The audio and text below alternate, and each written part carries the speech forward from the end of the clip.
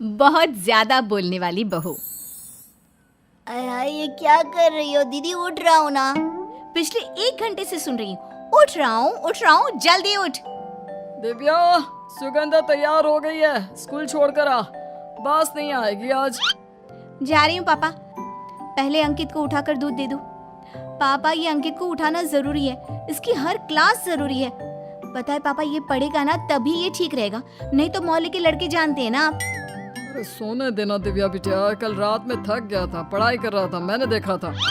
आपने सिर्फ देखा था, मैंने हर 2 घंटे में इसे कॉफी दी है कि सो ना जाए। आज अब परीक्षा है तो उठ नहीं रहा। पापा देखिए, ये गलत बात है। कोई मुझे स्कूल छोड़कर आएगा या फिर मैं अकेली चली जाऊं? अरे नहीं, जमाना ठीक नहीं है, मैं चल रही हूँ ना तेरे साथ। दिव्या, जो कि खुद मुश्किल से 16 साल की थी, अपनी 12 साल की बहन का हाथ पकड़कर उसे स्कूल ले जाती है। जब वो वापस आ रही होती है तो हाय रे, कहाँ भागी जा रही है? कितनी सुंदर है, मेरी गर्लफ्रेंड बन जा। ये चप्पल देखिए, 10 नंबर की है, तेरे मुंह पर पूरी छाप दूंगी, समझा? चल। और हाँ, गर्लफ्रेंड, शक्ल देखिए तेरी, कैसा लगता है? सुअर समझ में आता है ना? अभी कितना बकवास बोलती है। चल, सॉरी बहन, माफ कर दो। ये है हमारी दिव्या, जिसकी माँ अब नहीं रही। पिता है लेकिन बीमार, और साथ में छोटे भाई बहन। लेकिन दिव्या ने सभी की जिम्मेदारी एक माँ की तरह निभाई। कितना बोलती है ये लड़की, सारा दिन मुंह चलता रहता है। अरे ना चले ना पापा, तो ये दोनों हम लोगों को कुछ ना समझे। पापा देखो, छोटी को अभी तक स्कूल से नहीं आई। देखिए पापा, मैं बता देती हूँ, मैं इस घर में नहीं रहूंगी ना तो पता चलेगा आप लोगों को। अरे जरा सा ख्याल नहीं है आपको हम लोगों का, है ना? तभी छोटी आ जाती है। कहाँ गई थी, क्यों देर हो गई? कितनी बार बोला है वक्त से घर आया कर। चिंता हो जाती है, पापा को तो कुछ नहीं, मैं परेशान हो जाती हूँ। वैसे पापा भी होते होंगे, है ना पापा? फिर बताते क्यों नहीं आप, बोलिए। अरे कहाँ देर हुई है दिव्या, 1 ही तो बज रहा है। नहीं पापा, 5 मिनट ऊपर हो गए। वैसे इसके लिए ना पापा किसी को रुकना होगा जो इसे लेकर आए और स्कूल छोड़े। आसपास के बच्चों के साथ जाती है तो देर करती है। कहाँ देर हुई ये अभी तक नहीं बता रही है, पूरे 5 मिनट लेट है तू। छोटी बहन दिव्या के हाथ में एक फूल देती है। दीदी, आपके लिए फूल तोड़ रही थी, देखिए चोट भी लग गई। दिव्या माँ की तरह छोटी बहन को गले लगा लेती है। पिता दूर से दिव्या को देख रहे होते हैं, तभी पास की पड़ोसन आ जाती है। दिव्या बेटी नहीं है क्या घर में? शांति छाई हुई है। अरे वो छोटे स्कूल से आ गई है ना, तो उसके कपड़े और बाकी का काम कर रही है। देखिए भाई साहब, अब दिव्या की उम्र शादी की हो गई है तो उसके लिए एक लड़का देखा है। पढ़ने लिखने वाले लोग हैं, घर में योगा का माहौल, बेटी तो राज करेगी, राज। हाँ, शादी तो करवानी है दिव्या की, लेकिन उसकी ज्यादा बोलने की आदत। नहीं भाई साहब, ये तो आपको उसे समझाना ही होगा। तभी दिव्या आ जाती है। क्या समझाना होगा? अरे मुझे बताओ, मैं समझाती हूँ। सच में कोई मौका देना तो मैं समझाने में PhD ही कर लूं। वैसे कुछ लिया आपने खाने पीने में? ओ कैसे लेंगी, वो तो मैं दूंगी तब ना। रुक के मैं ला रही हूँ चाय। वैसे चाय कैसे लेंगी? उफ, मैं कैसे भूल सकती हूँ, आप तो बिना चीनी की चाय पीती हैं, है ना? ठीक है, अभी लेकर आती हूँ मैं। उफ, दिव्या के जाने के बाद। रहने दीजिए भाई साहब, गलत रिश्ता लेकर आ गई थी, चलती हूँ मैं। अरे कैसी बात कर रही हैं? पढ़ा लिखा परिवार ही तो मेरी पसंद है। आप तो जानती हैं कि पैसे की कमी नहीं है मेरे पास। दिव्या को बस एक अच्छा परिवार मिल जाए, यही चाहत है। अरे लेकिन प्लीज बहन जी, बात तो करिए, बाकी मेरी बेटी की किस्मत। खैर, बात होती है और घर आते हैं लड़के वाले। लड़की के पिता के सर पर टीका, माँ के हाथ में रुद्राक्ष की माला। लड़की की नजर दिव्या पर पड़ती है और मन ही मन सोचता है, हाय कितनी प्यारी है, इससे शादी हो जाए मेरी। ओम शांति शांति। शांति? नहीं, ये घर शांति आंटी का नहीं है, उनका तो वो नुक्कड़ दिख रहे हैं ना, वहीं से बस घूम जाइएगा। दिव्या बेटा अंदर आ जाओ। जी बहन जी, ओम शांति शांति, आइए। सभी बैठ जाते हैं। घर में अजीब सी वाइब है, ऐसा लगता है जैसे यहाँ की दीवारें भी बात कर रही है। शांति नहीं है, कैसे रह लेते हैं आप? अच्छा, आपकी बेटी कहाँ है? बुलाइए जरा। हाँ। दिव्या, दिव्या बेटा जरा आना तो। देखो ये लोग तुम्हें देखने आए हैं। हाँ हाँ, देखने ना, मैं क्या देखने वाली चीज हूँ? वैसे पापा क्यों देखने आए? बताया नहीं क्या बेटे को? हाँ नहीं बताया। वो क्या ना, ये सब काम माँ करती है। अब इसकी माँ नहीं है तो। लेकिन बोलती कुछ ज्यादा ही है।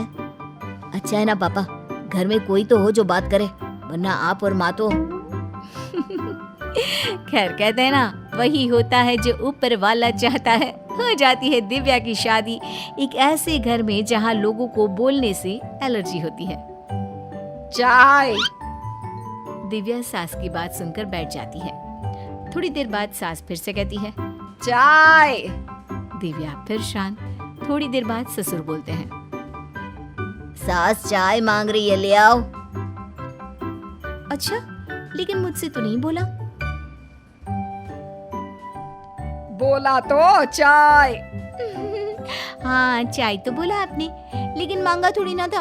अब चाय के साथ ले आओ भी बोल देती तो मैं समझ जाती ना। वैसे कैसी चाय पसंद है आपको? मुझे तो जब तक पानी में अदरक का उबाल नहीं आता ना, चाय में मजा ही नहीं आता। चाय। दिव्या समझ जाती है और चाय ले आती है कि तभी, अरे मम्मी, आपको सुबह में क्या हो गया था? सुबह आप उठकर ड्राइंग रूम में बैठी थी, घंटों बिना कुछ बोले आंख बंद करके। क्यों, ससुर जी ने कमरे से भगा दिया था क्या? कितना बोलती हो। देखो, हम लोगों के घर का ये रिवाज नहीं है। अच्छा, तो क्या रिवाज है? मुझे भी तो पता चले। देखो दिव्या, हमारे घर में लोग बोलते कम और समझते ज्यादा है। जैसे हाँ, जैसे बोल दो चाय। अब समझते रहो कि क्या। दिव्या का अब ससुराल में मन उबने लगा था। वो बहुत कुछ सुनना चाहती थी, बोलना चाहती थी, लेकिन सोफिस्टिकेटेड ससुराल वालों के सामने शांत रहने लगी। फिर एक दिन, माँ जी, मेरी छोटी बहन आ रही है, वो कुछ दिन हमारे घर रहेगी। ये बोलकर वो चली जाती है। अब क्या समझा जाए? क्या कह गई है? क्या बोलती है? क्या समझा जाए? ये भगवान, कहाँ फंसा दिया मुझे। तभी छोटी बहन आ जाती है, जिसे देखकर दिव्या उछल पड़ती है। हाय रे मेरी प्यारी राजकुमारी, तुझे देखे कितना वक्त हो गया था। कहाँ रहती है तू? तू यहीं आ जाना मेरे पास कुछ सालों के लिए, फिर यहीं से तेरी शादी करवा दूंगी। मेरी जान, कितनी याद आती है तेरी, पता है? दिव्या बोली जा रही थी और सास ससुर उसे घूर रहे थे। फिर अगले रोज, इतनी जोर जोर से टैप रिकॉर्डर, ये आया कहाँ से? मैं घर से स्पीकर लेकर आई हूँ आंटी जी। क्यों? ये तो हम लोगों के घर आज तक नहीं आया। वो छोटी एक्सरसाइज करती है ना, तो गाना सुनती है। कभी ध्यान लगा कर देखो, कैसे खुद से खुद का मिलन होता है, कैसे दुनियादारी से दूर अपने पर ज्ञान होता है। दिव्या और उसकी छोटी बहन सास की बात सुन रहे थे कि तभी एक चूहा आ जाता है और दिव्या जोर से चिल्लाने लगती है, बचाओ बचाओ, कोई तो बचाओ। अरे छोटी, ऊपर सोफे पर चढ़ जा। माँ जी, चूहा भगा दीजिए, माँ जी प्लीज। दिव्या के चीखने चिल्लाने से सास का पारा हाई हो जाता है और वो, निकलो निकलो घर से, इस घर में तुम जैसी उज्जड़ लड़की नहीं रह सकती। और दिव्या बहन के साथ मायके आ जाती है। लेकिन फिर एक रोज, दिव्या, मैं तेरे ससुराल जा रहा हूँ, तू मेरे साथ चलेगी? नहीं पापा, मेरा वहाँ मन नहीं लगता है। तभी दिव्या का पति आ जाता है। और मेरा तुम्हारे बिना दिव्या, घर चलो प्लीज। सभी घर जाते हैं जहाँ सास, इस बार आई हो तो अच्छे से रहना। अच्छा हुआ भाई साहब आप भी आ गए। इसे समझा दीजिए, इस घर में शांत रहना पड़ेगा और ध्यान लगाना पड़ेगा शांति के लिए। ये बेचारी छोटी सी थी, तब माँ नहीं रही। अपने छोटे भाई बहनों को उसने माँ की तरह पाला। सारा दिन उन लोगों के पीछे लगी रहती थी। अगर वो ना चिल्लाती तो घर कैसे चलता। अब सास को पिता की बात समझ में आती है। उन्हें अपनी गलती का एहसास होता है। मुझे माफ कर दीजिए, मैंने ये सोचा ही नहीं कि जो लड़की जीवन की इतनी परेशानी का हंसकर सामना करने वाली है वो कैसे शांत रह सकती है। आज से तो मैं भी बोलूंगी, वो भी खूब। 3 बहनों की लालची भाभी। करिश्मा, रेशमा और मनीषा 3 बहनें हैं। उनका एक भाई भी है, मयंक। मयंक अपनी बहनों को बहुत प्यार करता है, लेकिन मयंक की पत्नी सविता इस मामले में मयंक से बिल्कुल ही अलग है। वो अपनी ननदों का जितना बुरा कर सकती है उतना बुरा करती ही रहती है और अपनी ननदों पर हुक्म भी चलाती है। करिश्मा, करिश्मा, तुमने अभी तक नाश्ता नहीं बनाया? तुम्हारे भैया को ऑफिस जाने में देर हो रही है। हाँ भाभी, बस अभी बनाती हूँ। करिश्मा, तुम ये ढीलापन छोड़ दो। कल को पराये घर जाना है। वहाँ अगर तुम इस तरह से काम करोगी तो लोग क्या कहेंगे कि माँ ने और भाभी ने कुछ सिखाया नहीं। और तुम्हारी दोनों बहनें कहाँ हैं? रेशमा मार्केट गई है और मनीषा सो रही है। क्या? सुबह के 8 बज रहे हैं और ये महारानी अभी भी सो रही है? ये कहते हुए सविता अपनी सास दुर्गा देवी के पास जाती है। माँ जी, देख रही हो अपनी बेटियों के तौर तरीके? क्या हुआ बहू, सुबह सुबह क्या कर दिया मेरी बेटियों ने? अरे एक तो अभी अभी उठकर किचन में गई है, दूसरी सुबह सुबह बाहर चली गई और तीसरी अभी तक सो रही है। क्या करूं मैं इन तीनों का? मैं तो परेशान हो गई हूँ। जा जाकर उठा उसे और रेशमा से मैं बात करती हूँ। सविता सीधा मनीषा के कमरे में जाती है और उससे कहती है, महारानी जल्दी उठो, सूरज सर पर आ गया है। भाभी थोड़ी देर और सोने दो ना, मैं रात को लेट सोई थी। वो क्या ना, यूनिट टेस्ट चल रहा है। शराफत से उठती है या नहीं, या फिर पानी की भरी बाल्टी डालूं तेरे ऊपर? नहीं नहीं भाभी, मुझे बिस्तर में नहीं नहाना, उठती हूँ मैं। मनीषा जल्दी से उठकर बाथरूम में चली जाती है। सभी आराम से बैठकर नाश्ता कर रहे होते कि तभी रेशमा बाजार से हाथ में सामान लिए आ जाती है। रेशमा को देखते ही सविता उस पर बरस पड़ती है। लो, आ गई महारानी। ऐसा भी क्या सामान लाना था जो सुबह आंख मलते ही बाजार की तरफ रवाना हो गई? भाभी, कल आप ही तो चीख रही थी कि घर का सारा सामान मुझे ही लाना पड़ता है, घर में किसी को भी किसी काम से कोई लेना देना नहीं है। अब मैं बाजार जाकर सामान ले आई तो आपको इस बात से भी तकलीफ हो रही है? देख रही हो माँ जी, अपनी बेटी की जुबान कैंची से भी तेज चलती है। और मयंक, आप तो कुछ कहेंगे नहीं अपनी लाडली बहन को? रेशमा, अपनी भाभी से ऐसे बात नहीं करते। चलो माफी मांगो। भैया, मैं क्यों माफी मांगू? आप भाभी से बोलिए ना कि हम पर कम हुक्म चलाया करे। हम इस घर की बेटियां हैं और आपकी पत्नी की ननद है, नौकरानी नहीं। लो कर लो बात। इनकी भलाई के लिए कुछ भी बोलो तो इन्हें बुरा लग जाता है। इस घर में यही इज्जत है मेरी। देख लो माँ जी, आपकी बेटी किस लहजे में मुझसे बात कर रही है। सविता वहाँ से चली जाती है। मयंक को बहुत गुस्सा आता है, वो भी वहाँ से चला जाता है। फिर करिश्मा रेशमा को समझाती है, रेशमा, तुम्हें भाभी से माफी मांग लेनी चाहिए थी ना।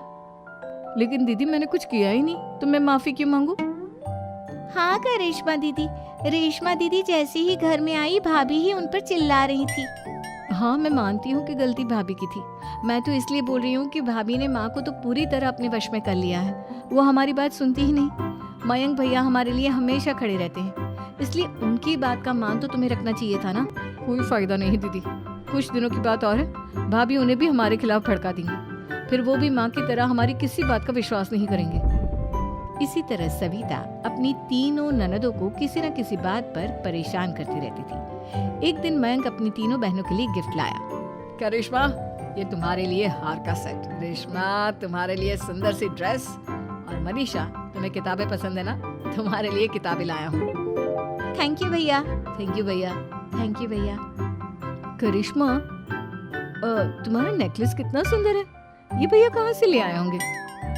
मैंने भैया को 3 दिन पहले फोन पर ये डिजाइन दिखाया था और आज भैया ये ले आए। सविता तो अपनी ननदों के गिफ्ट्स देखकर जल गई और करिश्मा का नेकलेस तो उसे भी बहुत पसंद आया था। अपनी बहनों के लिए कितना अच्छा नेकलेस लेकर आए हैं, मुझे कभी कोई गिफ्ट नहीं दिया। मैं आज ही ये हार चुरा लूंगी। रात में सविता करिश्मा का हार चुरा लेती है और इसी तरह उसे अपनी ननदों की जो भी चीज अच्छी लगती वो उसे मांगती नहीं, बल्कि रात के अंधेरे में चुरा लेती। इसी तरह दिन बीतते गए और सविता ने मयंक के दिल में भी उसकी बहनों के लिए नफरत पैदा कर दी। एक दिन मयंक ने करिश्मा और रेशमा के लिए रिश्ता देखा और ये बात उसने घर में सबको बताई। माँ, करिश्मा और रेशमा के लिए बहुत अच्छा रिश्ता आया है। वो लोग कल इन्हें देखने आ रहे हैं। आप और सविता मिलकर सारी तैयारी कर लेना।